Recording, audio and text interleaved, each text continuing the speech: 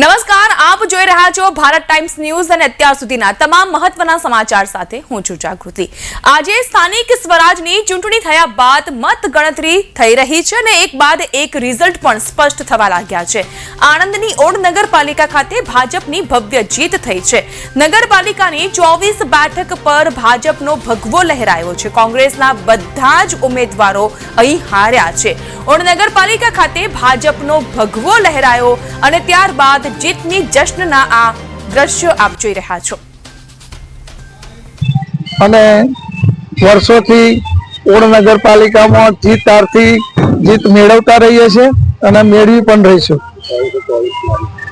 બીજું કે જ્યારે ભારતીય જનતા પાર્ટીએ જ્યારે મેન્ડેટની વહેંચણી કરીને અમારું બોર્ડ ચાલતું હતું ત્યારે અમે બધા ભેગા સાથે મળી ગયા હતા। આખું ગામ એક જ તરફી હતું અને બધા જ ભેગા થઈને નક્કી કર્યું હતું કે 24/24 અમે ભારતીય જનતા પાર્ટીને જીતાડીને આપી દઈશું અને એનું એ જે પ્રમાણ હતું એ અમે પૂરું કર્યું અને એમાં મારા વોર્ડની 4 વોટ બિનહરીફ વત્તા 6 નંબરમાં 2 સીટ અમે બિનહરીફ જીત્યા હતા એટલે 6 તો આવી જ ગયેલી હતી અને તેમાં દરેકનો સાથ સહકાર હતો અને આ 24 જીતી એમાં દરેક એક ગામના નાનાથી મોટા માણસ સુધીનો અમને થોડો સપોર્ટ એટલે ભવ્ય સપોર્ટ મળેલો છે। થોડો એટલે ભવ્ય એમ।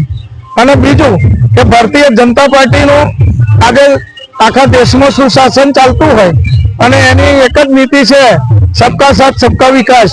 અને ધારો કે કોંગ્રેસ મુક્ત ભારત નહીં થયું પણ કોંગ્રેસ મુક્ત ઓડ થઈ ગયું છે અને એના માટે સૌ નગરજનોનો આભાર અને દરેક સાથે મળીને એકતા થઈ ગામમાં અને વરઘોડામાં પણ એકતાથી આખો વરઘોડો પડશે અને ભારતીય જનતા પાર્ટીનું નામ દિલ્હી સુધી અમે ઓડ નગરપાલિકાનું પહોંચાડીશું।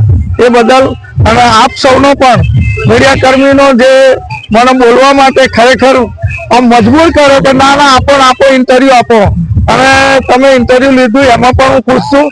આ તમામ 4 ભાજપના ઉમેદવારો છે। અમારી પેનલ ટુ પેનલ ભાજપની ઉતરી છે અને અમે અમારા વોર્ડ નંબર 2 ના તમામ ઉમેદવારોને ધન્યવાદ કરીએ છીએ કે અમને વોટ આપ્યો અને અમને વિજયી બનાવ્યા અને હવે અમે કામ કરી એમને જે બી ઈચ્છા છે ને એ બધું અમે કામ પૂરું કરી બતાવીશું। અમે ઓડ નગરપાલિકાની જે સામાન્ય ચૂંટણી થઈ એમાં ભાજપના ઉમેદવાર છે વોર્ડ નંબર 2 ના 4 આજે અમારી પેનલ ચૂંટાઈને આવી છે। મોદી સાહેબનું એક જ લક્ષ્ય હતું કે દરેક સમાજને સાથે લઈ ચાલવાનું છે લક્ષ્ય અને યંગ ટીમ પર મોદી સાહેબનો વધુ વિશ્વાસ છે। મોદી સાહેબનું એક જ સપનું છે કે વિકસિત ભારત માટે મોદી સાહેબે એમ કહ્યું હતું કે યંગ ટીમ તૈયાર કરો। મારું એક જ લક્ષ્ય છે અમારા ઓડ ગામની અંદર જે પણ કઈ યુવાનો છે જે 18 થી 40 વર્ષના એમની એક નવી હું ટીમ બનાવીશ અને સાથે લઈ દરેક સમાજનું કામ થાય એવા અમારા પ્રયત્નો રહેશે। દરેકની ઈચ્છાઓ પૂરી થાય એવું અમારું સપનું છે। એટલે મોદી સાહેબનું અમે જે મેન્ડેટ આપી અમને વિજયી બનાવ્યા મોદી સાહેબનો પણ હું ખૂબ ખૂબ આભારી છું।